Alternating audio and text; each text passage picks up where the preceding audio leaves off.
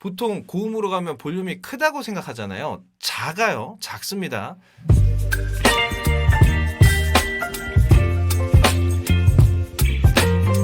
네, 안녕하세요 여러분. 반갑습니다. 김코노TV의 김코노입니다. 자, 먼저 릴리 레만의 감각도라는 표를 좀 보여드릴게요. 자, 보세요. 저음에서는 앞을 향하고 있죠. 방향이 입과 코 쪽, 이 앞쪽을 향하고 있습니다. 자, 고음으로 갈수록 점점 뒤쪽으로 갑니다. 그쵸? 자, 그래서 이 표대로 가게 되면 실제적으로 중음보다요 초고음으로 갈수록 볼륨이 더 작습니다. 보통 고음으로 가면 볼륨이 크다고 생각하잖아요. 작아요. 작습니다.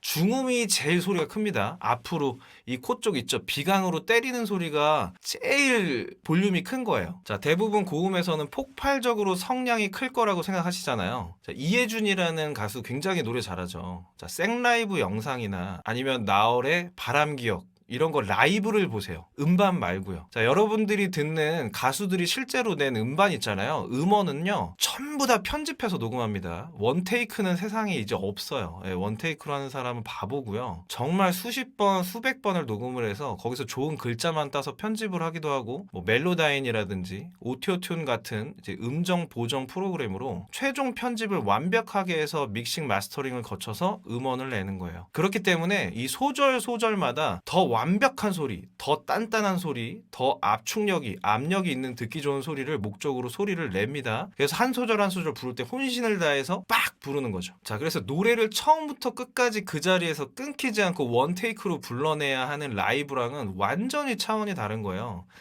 라이브는 절대 음반 녹음처럼 못합니다, 여러분. 왜냐하면은 체력 안배를 해가면서 노래를 해야 돼요, 라이브는요. 그래서 최대한 볼륨도 줄이고 소리의 방향도 앞이 아닌 뒤로 잡아서 라이브를 해야 됩니다. 여러분, 요새 MC 더 맥스 이번 콘서트 많이 하셨잖아요. 근데 이제 목 상태가 어떻다느니 뭐 이수가 퇴물이 됐다는 그런 얘기들 많이 하시잖아요. 절대 그렇지 않습니다. 이수님 완전 건재하고요. 말도 안 되는 거예요, 사실. 그렇게 높은 노래를 쉬지 않고 7곡을 불러낸다는 게, 그 이상을 불러낸다는 게 사실 불가능한 겁니다. 쉽지 않아요. 모든 가수들이 마찬가지예요. 그리고 그렇게 계속 장기전으로 계속 노래를 해야 되잖아요. 음반이랑 라이브랑 실제로 가보시면은 완전 다르게 느껴질 거예요. 이수 씨가 왜 이렇게 목소리 얇게 내지? 왜 이렇게 얇게 가볍게 내는 것 같지? 음반은 되게 무거웠는데, 되게 파워풀하고 더 밀었는데 왜 가볍게 내는 것 같지? 당연한 거예요. 라이브는 진짜 대패 삼겹살처럼 얇게 떠가지고 오랜 시간 장기간을 버티면서 노래를 해야 되기 때문에 소리 내는 방법이 완전 다른 거예요. 그래서 저는 보컬 트레이너라는 입장에서 이제 여러분들에게 건강하게 편하게 오랫동안 낼 수 있는 소리들의 시범을 막 보여드리면 뭐 답답하다는 사람도 있고 이런 분들도 계시거든요. 근데 그거는 제가 이제 음반 녹음할 거라서 막 목숨 걸고 내면은 저도 앞으로 세게 냅니다. 낼 수 있는데 그게 제 목에 무리도 가고 다른 가수들도 다 마찬가지예요. 그래서 볼륨을 확 줄여서 지라레라고 하죠. 소리를 돌려서 간직한 상태로 릴리 레만의 감각도처럼 뒷방향을 향한 상태로 노래를 해야만 건강하게 오랫동안 노래할 수 있는 거예요. 음반처럼 내가 한 번에 잠깐씩 댐핑감과 어떤 그런 에너지를 주겠다라고 한다면 좀 앞으로 빼도 되지만, 장시간을 바로 이 자리에서 원테이크로 노래들을 계속 해야 된다고 한다면 성대를 굉장히 아끼면서 갈 수밖에 없어요. 자, 성대의 데미지를 줄이려면 볼륨을 줄이는 게 답인 거예요.